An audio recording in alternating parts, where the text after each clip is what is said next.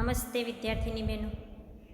આગળ આપણે સમાજશાસ્ત્ર કે જે લેટિન અને ગ્રીક ભાષા ઉપરથી ઉતરી આવેલા શબ્દની સમજણ મેળવી કે સમાજશાસ્ત્રને કઈ રીતે ઓળખવું, સમાજશાસ્ત્ર અંગે થયેલા અભ્યાસોના આધારે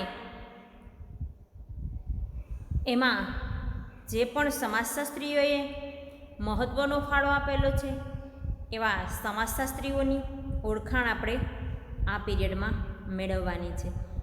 તો એ અંગે જોઈ શકીએ આપણે કે સમાજશાસ્ત્રના ઉદ્ભવ પૂર્વે વ્યક્ત થયેલું સમાજ અંગેનું ચિંતન કયા પ્રકારનું હતું, કે જે સમાજશાસ્ત્રનો ઉદ્ભવ થયો ન હતો એ પૂર્વ થયેલું સમાજ અંગેનું ચિંતન.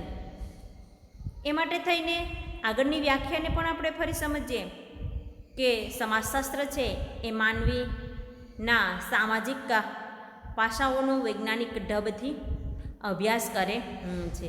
તો અહીંયા આગળ સમાજશાસ્ત્રમાં કે જે એના ઉદ્ભવ પૂર્વે થયેલા ચિંતનમાં એક સામાજિક વિજ્ઞાન તરીકેનો સ્વીકાર થયેલો. સમાજશાસ્ત્ર ઉદ્ભવને હજુ પોણા 200 વર્ષ જ થયેલા છે. તો અત્યારે તો કહી શકીએ કે પોણા 200 વર્ષ સુધી સમાજશાસ્ત્રનો અભ્યાસ થયેલો છે એવું કહી શકાય છે. ત્યારે વિદ્યાર્થી મિત્રો, આપણને એ સવાલ થતો હશે કે શું આ પોણા 200 વર્ષ પૂર્વે સમાજ અંગેનો કોઈ વ્યવસ્થિત અભ્યાસ થયો જ ન હતો? તો પ્રશ્ન એ પણ થાય કે પોણા 200 વર્ષ પહેલાં કોઈ સમાજ અંગેની જે વ્યવસ્થિત અભ્યાસ થવો જોઈએ એ થયેલો ન હતો? તો આ સવાલના જવાબરૂપે એમ કહી શકાય કે સમાજના અભ્યાસોની આ પરંપરા ગ્રીક ચિંતકો પ્લેટો કે જે શું થયેલું છે કે 427થી 347 સુધી પૂર્વે અને એરિસ્ટોટલ 384થી 322 પૂર્વેના લખાણોમાંથી શરૂ થઈ હતી. આ સમાજશાસ્ત્રના અભ્યાસ માટે થઈ અને કહી શકાય કે ગ્રીક તત્વચિંતક પ્લેટોએ 427થી 347 સુધી પૂર્વેના અભ્યાસો કરેલા છે. એરિસ્ટોટલે 384થી 322 પૂર્વેનો અભ્યાસોમાં લખાણો થયેલા હતા. પોણા 200 વર્ષ પહેલાં થયેલો હતો, પણ પ્લેટો અને એરિસ્ટોટલના લખાણો દ્વારા એની જાણકારી પણ શું થઈ શકે છે તો કે મળી રહે છે. આ માટે આ બંને વિદ્વાનોના મત મુજબ સમાજ એક સુગ્રથિત વ્યવસ્થા રહેલી છે.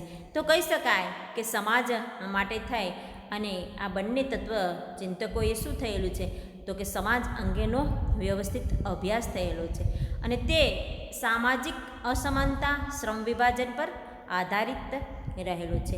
અને એ પણ સામાજિક અસમાનતા અને શ્રમ વિભાજન પર શું થયેલો છે તો કે આધારિત રહેલો છે. જે સામાજિક બાબતો અસમાનતા રહેલી છે, શ્રમ વિભાજન કઈ રીતે કરવામાં આવે છે, એ બધી જ બાબતો એના અભ્યાસો દ્વારા આપણે જાણી શકીએ છીએ.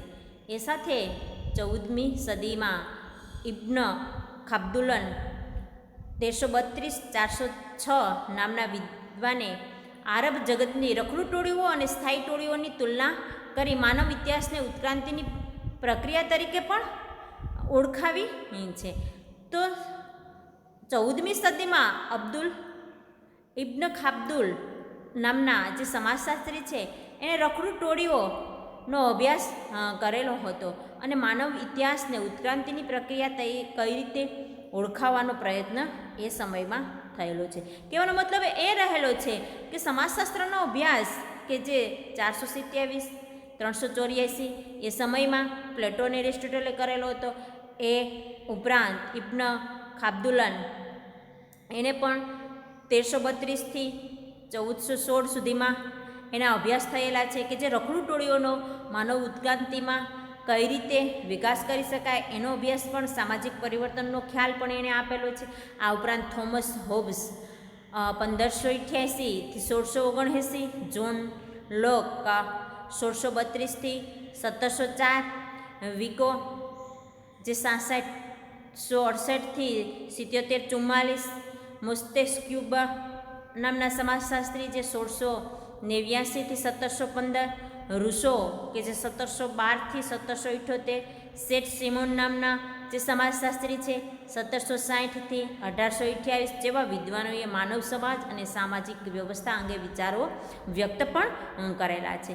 તો માનવ ઉત્ક્રાંતિમાં મહત્ત્વનો ફાળો આપનાર વિદ્વાન તરીકે જોઈએ તો આગળ જે ખાબદુલ્લાન, એ ઉપરાંત છે થોમસ હોબ્સ જે 1518થી 1679, જોન લેક, એ ઉપરાંત 1632થી 1704 સુધી. તો આવા અનેક સમાજશાસ્ત્રીઓ પોતાના મતાંતર શું કરેલા છે તો કે સમાજ અંગે આપવામાં આવેલા છે. એ માટે થઈ અને સેઠ સિલોમન અને જેવા વિદ્વાનોએ પણ મહત્ત્વની ભૂમિકા સ્પષ્ટપણે અંગેનો સ્વીકાર પણ વ્યક્ત કરેલો છે. તો આ અંગે આપણે સમાજશાસ્ત્ર કે જે સમાજશાસ્ત્ર પૂર્વે થયેલા અભ્યાસોની બાબતોની સ્પષ્ટતા આપણે મેળવી. હવે જોઈએ તો સમાજશાસ્ત્રનો ઉદ્ભવ કઈ બાબતોમાં થયેલો જોવા મળે છે.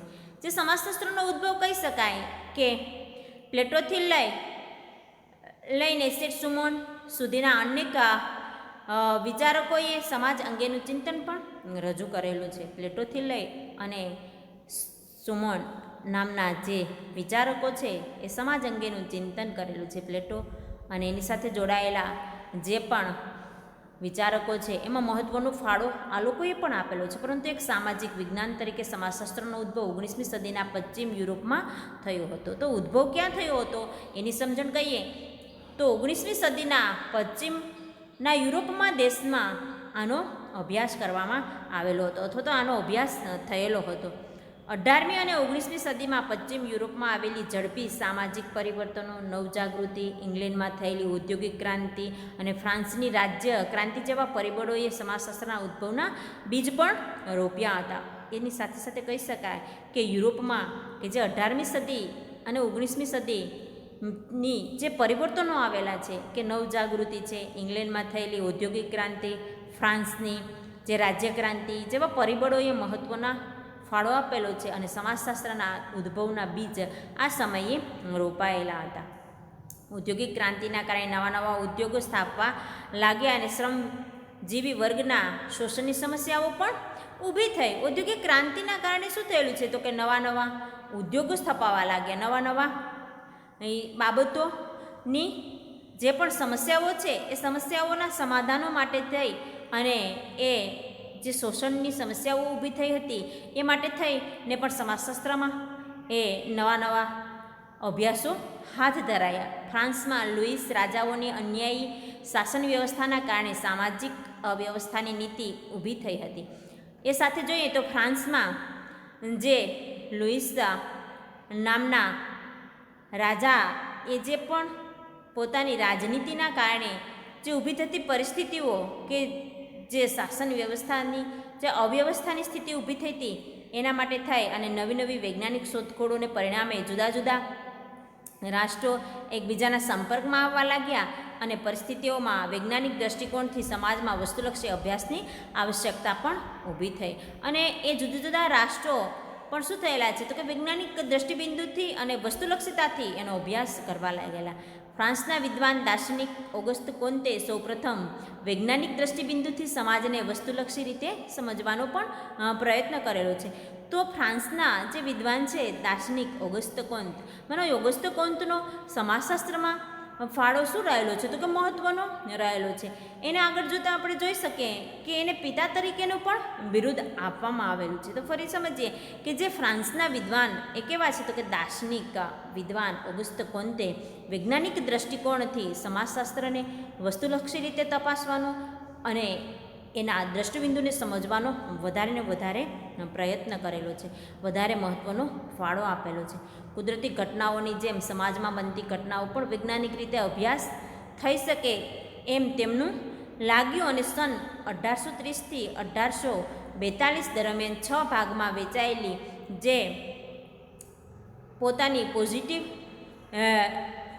જે અંગેની સમાજશાસ્ત્રની કે જે શું થયેલા છે તો કે સમાજમાં સૌથી મહત્ત્વનો ફાળો આપનાર જે સમાજશાસ્ત્રી ઓગસ્ત કોન્તે પોતાની પુસ્તકમાં પણ એ ગ્રંથોમાં સમાજના સુધારાઓ અંગેના વિવિધ બાબતો પોઝિટિવિટી અથવા તો જે પરિસ્થિતિઓને ઓળખવાની સમાજશાસ્ત્રિક ભૌતિક શાસ્ત્ર છે અથવા તો પોઝિટિવ રીતે કઈ રીતે ઓળખવું અથવા તો એના શીર્ષકને બંધ બેસાડવાનો પ્રયત્ન સમાજશાસ્ત્રમાં કરવામાં આવેલો છે. સમાજશાસ્ત્રની દ્રષ્ટિએ ઓગસ્ત કોંતનો ફાળો મહત્ત્વનો રહેલો છે. સમાજ અંગે પોતાના આ વૈજ્ઞાનિક અભ્યાસને કોંતે સૌપ્રથમ સામાજિક ભૌતિકશાસ્ત્ર તરીકે પણ ઓળખાવેલો છે અને ઓગસ્ત કોંતે એને સામાજિક ભૌતિકશાસ્ત્ર તરીકે પણ શું કરેલું છે તો કે ઓળખવામાં આવેલું છે. અને સામાજિક ભૌતિકશાસ્ત્રના બદલે સમાજશાસ્ત્ર એવું નામ પણ એ સમયમાં ઓગસ્ત કોંતે આપેલું છે, એટલે એને સમાજશાસ્ત્રના પિતા તરીકેનું બિરુદ પ્રાપ્ત થયેલું છે. તો ઓળખાવી શકીએ આપણે કે એને સમાજશાસ્ત્રના પિતા તરીકેનું બિરુદ પ્રાપ્ત થયેલું છે. અહીંયા ઓગસ્ત કોંતનો પોઝ પણ શું થયેલો છે તો કે તમને આપવામાં આવેલો છે કે જે શું થઈ શકે તો કે આપણે એની ઓળખાણ પ્રાપ્ત થઈ શકે.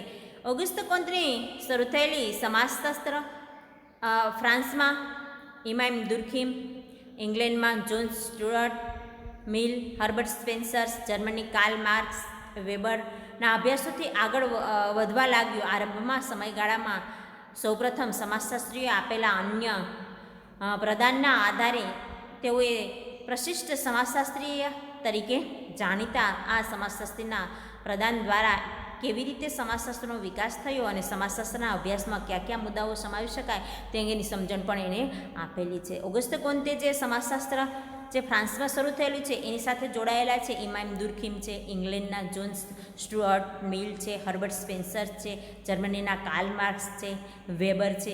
એણે પોતાના અભ્યાસોમાં પણ સમાજશાસ્ત્ર અંગે જે ભૌતિક રીતે અને એ ભૌતિક બાબતોને કઈ રીતે ઓળખવી એ બાબતોની સમજણ પણ એને શું કરેલી છે તો કે આપવામાં આવેલી છે. એ સાથે ઓગસ્ત કોંતે પોતાના પુસ્તકમાં 2 ગ્રંથો પણ શું થયેલા છે તો કે વૈજ્ઞાનિક રીતે રજૂ કરેલા છે. પોઝિટિવિટી કે શું થયેલું છે તો કે પોઝિટિવ વિચારધારાની બાબતોની સમજણ એને આ અભ્યાસક્રમોમાં આપેલી છે. અહીંયા ઓગસ્ત કોંતની સમજણ આપણે મેળવીએ તો 1798થી લઈ અને 1857 સુધી ઓગસ્ત કોંતનો સમાજશાસ્ત્ર અંગે મહત્ત્વનો ફાળો રહેલો છે. એ મહત્ત્વના ફાળામાં ઓગસ્ત કોંતે જે 2 ગ્રંથને પોતાના પુસ્તકોમાં જે સમાજશાસ્ત્ર એ કઈ બાબતો તો કે સમાજશાસ્ત્ર એ ભૌતિક શાસ્ત્ર તરીકે અથવા તો સમાજશાસ્ત્રને એક ભૌતિક શાસ્ત્ર તરીકે રજૂ કરેલા અભ્યાસોની રજૂઆતો આ 2 ગ્રંથોમાં રજૂઆત થયેલી છે. કોંતના મતે સમાજે ઘડેલા નિયમો દ્વારા જ સમાજમાં વિવિધ ઘટકો વચ્ચે એકતા ઊભી થાય અને એ જ ખરા અર્થમાં સામાજિક વ્યવસ્થા કહી શકાય છે. જે એકતા ઊભી થાય અથવા તો સમાજમાં અર્થવ્યવસ્થા કેવા પ્રકારે અથવા તો સામાજિક વ્યવસ્થા આવી દરેક બાબતોની સમજણ એ સમાજશાસ્ત્રમાં શું કરવામાં આવેલી છે તો કે આપવામાં આવેલી છે. જો સામાજિક વ્યવસ્થાને ટકાવી રાખનારા નિયમો જનો અભાવ હોય તો સમાજ અસ્થિરતા સર્જાય અને સામાજિક વ્યવસ્થા વિઘટન તથા સામાજિક મૂલ્યોના પતનની પરિસ્થિતિ નિર્માણ પામે છે. સામાજિક વ્યવસ્થા જો વ્યવસ્થિત રીતે ન હોય તો એ સામાજિક બાબતો એ શું થઈ શકે છે તો કે વ્યવસ્થિત નિર્માણ થતું નથી અથવા તો વ્યવસ્થિત રીતે ચાલતી પણ નથી. સામાજિક મૂલ્યોના પતનની પરિસ્થિતિના નિર્માણમાં કોંતે સમજાવે છે કે સામાજિક વ્યવસ્થાના ભોગે પ્રગતિ થઈ શકે નહીં. સામાજિક મૂલ્યોની પરિસ્થિતિઓની સમજણમાં એને વ્યવસ્થાના ભાગરૂપે સમાજમાંના ભોગે કોઈ પણ પરિસ્થિતિઓનો વિકાસ થઈ શકે નહીં એવી બાબતોની સ્પષ્ટતા પણ એણે કરેલી. જે પરિસ્થિતિઓને ઓળખી અને પોતાના સમાજમાં એનો મહત્ત્વનો ફાળો આપેલો છે. સામાજિક વ્યવસ્થા, સામાજિક પ્રગતિ એકબીજા પર આધારિત છે. વળી કોંતે ધાર્મિક સ્તર, આધિ ભૌતિક સ્તર, પ્રત્યક્ષ સ્તર એમ 3 સ્તર દ્વારા તબક્કાવાર સામાજિક વ્યવસ્થાની પ્રગતિનું વર્ણન રજૂ પણ કર્યું છે. સામાજિક વ્યવસ્થા માટે થઈ અને સામાજિક વ્યવસ્થા કેવી રહેલી છે, સામાજિક પ્રગતિ કઈ રીતે શક્ય બને છે એ એકબીજા ઉપર આધારિત છે ને એની બાબતોમાં કોંતે પણ ધાર્મિક સ્તર, અતિ ભૌતિક, પ્રત્યક્ષ સ્તર આવી દરેક બાબતોનો ઉલ્લેખ એણે કરવામાં આવેલો છે અથવા તો એ બાબતોની સ્પષ્ટતા પણ એણે વર્ણવેલી છે. આ સમજૂતી દ્વારા કોંતે સમાજશાસ્ત્રની સામાજિક વ્યવસ્થા, સામાજિક પ્રગતિના સિદ્ધાંતો, નિયમોનો અભ્યાસ કરનાર વિજ્ઞાન તરીકે પણ ઓળખાવેલું છે. આ માટે થઈ અને સમાજશાસ્ત્ર નો અભ્યાસ કરતું આ વિજ્ઞાન તરીકે ઓળખાવેલું છે, કારણ કે સામાજિક વ્યવસ્થા, સામાજિક પ્રગતિ કઈ રીતે શક્ય બને છે એનો અભ્યાસ એ સમાજશાસ્ત્રમાં વ્યવસ્થિત રીતે કરવામાં આવેલો છે. સાથે સાથે કોંતે નિરીક્ષણ, તુલના, પ્રાયોગિક ઐતિહાસિક પદ્ધતિના વિનિયોગ દ્વારા સમાજનો વૈજ્ઞાનિક અભ્યાસ કરવાની હિમાયત કરી અને સમાજની બનતી ઘટનાઓના કાર્યકારણ સંબંધને ચકાસવા પર ભાર મૂક્યો. આ રીતે ઓગસ્ત કોંતે સમાજના વૈજ્ઞાનિક અધ્યયનનો આરંભ પણ કરેલો છે.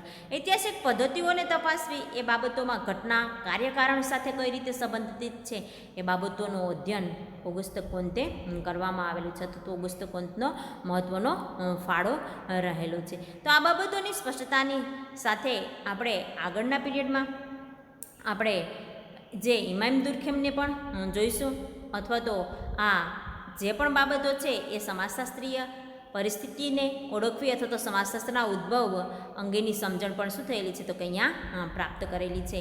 હવે પછીની જે પણ બાબતો છે એ આપણે આગળના પીરિયડમાં જોઈશું, અથવા તો આગળની પરિસ્થિતિમાં, અથવા તો જે સમાજશાસ્ત્રીઓને ઓળખવાના છે ઇમામ દુર્ખેમને આગળના પીરિયડમાં આપણે જોઈશું.